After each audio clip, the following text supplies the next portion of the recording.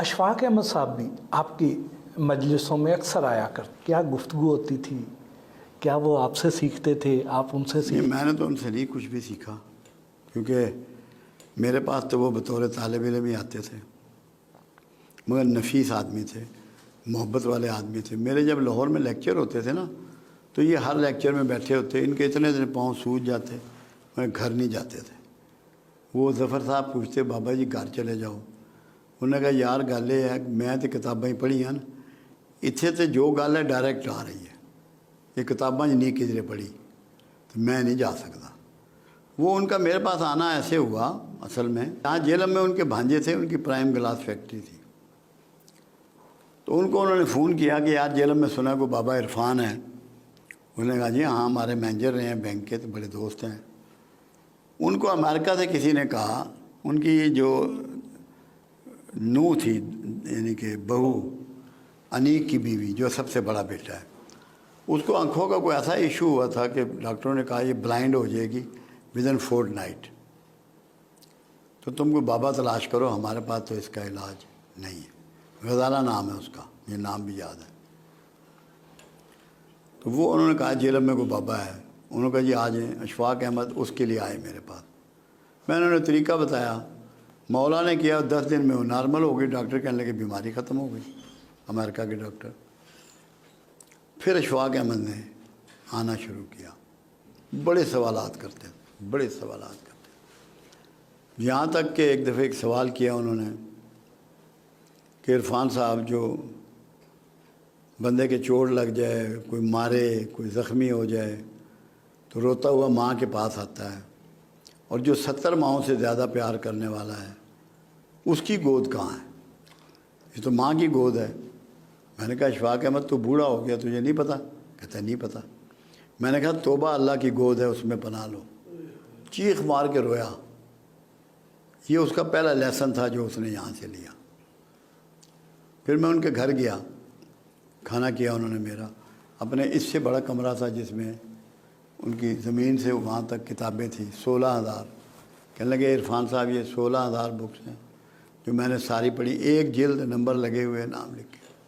میں نے نظر ماری، میں کہا اشفاق احمد ساری زندگی باطل ہی پڑھتا رہا ہے؟ کہتا ہے بابا جی کی مطلب؟ وہ میں کہا تو ساری مخلوق کی ہیں، مخلوق میں تو ضرور بطل میں نے جھوٹ، خالق کی کدھر ہے؟ خالق کی دکھا مجھے۔ پھر 6.5 سال اشفاق زندہ رہا، خالق کی کتاب کے علاوہ اس نے کسی کتاب کو انگلی نہیں لگائی۔ وہ تو میرے بہت آتے تھے سیکھ، کیونکہ ان کا ڈیلی پروگرام یہ بن گیا تھا، قرآن پڑھنا ہے انہوں نے تو فوراً مجھے رنگ آ جانا ہے، میں نے آج یہ پڑھا ہے، اس میں کیا مطلب ہے، کیا کرنا ہے۔ 6.5 سال ان کو ٹریننگ دی ہے قرآن کی، بانو قدسیہ کو، دونوں کو۔ ان کی اولاد بھی میری بڑی تابعدار ہے، ادب والے لوگ تھے، میرے ہوتے ہوئے وہ کبھی زندگی میں کرسی پہ نہیں بیٹھے، دونوں میاں بیوی۔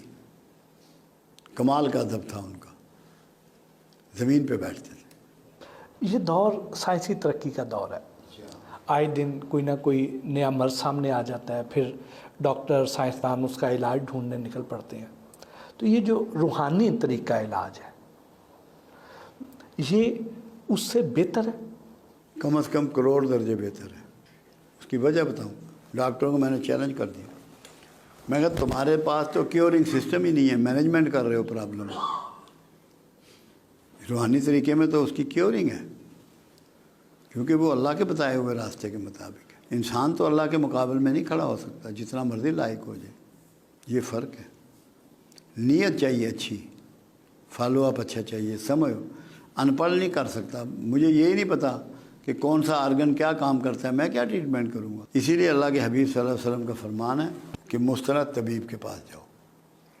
دیکھیں ایک بات روحانی علاج سے آپ سمجھ لیں، آپ کی سمجھ میں آ جائے گی۔ آپ کی باڈی کا گورنر کون ہے؟ دماغ۔ روحانیت میں اللہ کا ذکر دیا جاتا ہے، اس سے دم کیا جاتا ہے، تو بنیادی طور پہ دماغ کو ٹیکل کیا جاتا ہے، جو آرڈر دیتا ہے بیماریوں ہونے کے بھی، بیماریاں درست ہونے کے بھی۔ وہ روٹ ہے اس کا، روٹ ہے اس کا۔ اور وہ کہتے ہیں کہ آپ نے کسی بھی شہر میں جانا ہے تو آپ وہاں کا پیاز کھائیں تاکہ آپ پیاز اللہ کے حبیب نے کھائے نہیں، نفرت کی۔ प्याज और लहसुन से कहा कि ये खा के हमारी मस्जिदों में ना हो। जो चीज़ बेटा री पैदा करे वो सेहत के लिए अच्छी नहीं हो सकती, चाहे वो कुछ भी है। दालें खानी है तो छिलकों समेत खाओ, बगैर छिलका उतार के दालें मत खाओ, री पैदा करेंगे।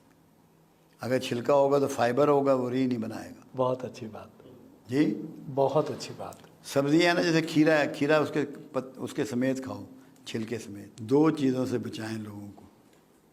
लोगों से कहें पैदल चलें, पानी पिएं, सब्जियां खाएं, फल खाएं। देखो एक हदीस मुबारक सामने आई जो कभी किसी ने उसको सही बयान नहीं किया। आयशा सिद्दीक़ा रज़ियल्लाहु ताला अन्हा का एक बयान कि हमारे घर में 2-2 महीने चूल्हा ना जलता। लोगों ने क्या तशरीह की कि जैसे वो गरीब थे इतने कि उनके यहाँ खाना ही नहीं पकता था।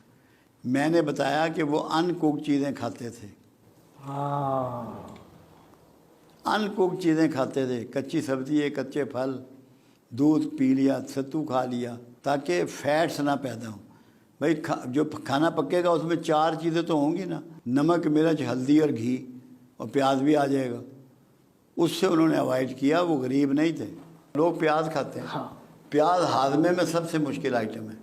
फलों के बारे में कि मौसम का फल जो है वो खाना चाहिए। हर मौसम में जो फल है उसको खाना चाहिए, बेमौसमी फल नहीं खाने चाहिए, वो फितरत के ख़िलाफ़ है। और गला हुआ ना हो और ना कच्चा हो, दरमियाना। कच्चा फल पेट में दर्द पैदा करता है, जिगर को सूजन पैदा करता है, और ज़्यादा पका हुआ फल इन्फेक्शन पैदा करता है। मुझसे आप खुराक की भी जो मर्ज़ी पूछ लें। और ये जो सरसों का तेल है ये हमारी सेहत के लिए, देखिए एक बात समझें आप, आयल तो कोई भी सा भी है सेहत के लिए अच्छा नहीं। जो अच्छी कौमें हैं वो आयल से बच गई। चाइना में कोई आयल है, फारिस में कोई आयल है?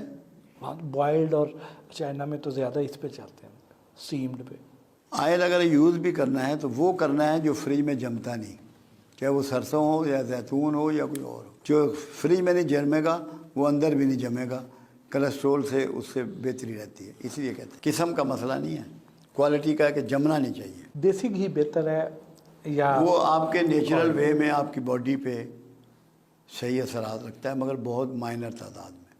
हम उसके चोपड़े रखते हैं ना हम पराठों, वो नहीं ना ठीक। थोड़ी तादाद में आप ले सकते हैं। चिकनाई की भी बॉडी को ज़रूरत है। ये रतूबत का जो निज़ाम है ना, इसमें चिकनाई का बड़ा दखल है, क्योंकि दो ही तो बे निज़ाम है।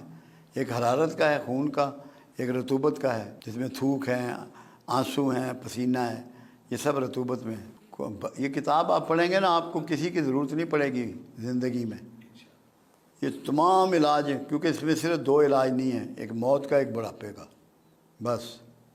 क्योंकि अल्लाह के रसूल ने फरमाया, अल्लाह ने 2 इलाज ज़मीन पे नहीं उतारे, एक मौत का, एक बुढ़ापे का, बाकी सब इलाज है। वाह वाह, बहुत बहुत शुक्रिया बाबा जी, आपके साथ इतना वक्त गुजारने का मौका मिला, बहुत कुछ सीखा। अल्लाह का शुक्र है, अल्लाह का शुक्र है। अल्लाह आपको सलामत रखे, लोगों की खिदमत करते रहें, लोगों को आगाहियाँ देते रहें। कोशिश करें कि झूठ ना निकले, बस। जो सबसे बड़ी बीमारी है वो झूठ है।